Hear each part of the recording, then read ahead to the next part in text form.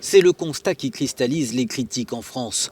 Alors que le nombre de personnes hospitalisées ne cesse d'augmenter, les personnels soignants en première ligne dénoncent le manque de masques.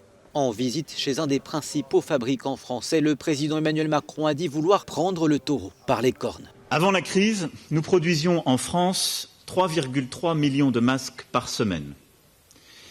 Fin avril, nous serons à plus de 10 millions. Et nous continuerons cet effort pour continuer la multiplication de nos capacités de production. Et je veux que d'ici la fin de l'année, nous ayons obtenu justement cette indépendance pleine et entière. Une déclaration tranchée alors que le gouvernement est accusé de relativiser l'importance du port du masque. Mais la réalité est simple, les stocks manquent. Mais où sont-ils passés alors que la France disposait à la fin des années 2000 d'un stock important, 1 milliard de masques chirurgicaux et environ 700 millions de masques FFP2.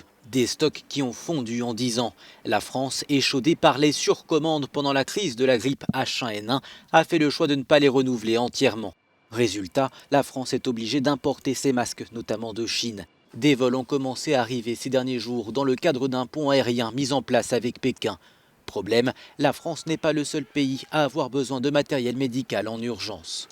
Posez la question aux voisins allemands, aux voisins italiens, aux voisins espagnols, anglais, hollandais, belges, suisses. Tout le monde recherche les mêmes matériaux au même moment. Ces matériaux qui sont massivement fabriqués dans un pays, la Chine, qui a été percuté par l'épidémie des mois avant nous. Les usines se sont arrêtées. Avant même que les usines aient reprise, on a passé toutes les commandes possibles à l'étranger pour être les premiers. Car les besoins sont immenses. Au moins 40 millions de masques sont nécessaires chaque semaine pour faire face à la pandémie de coronavirus.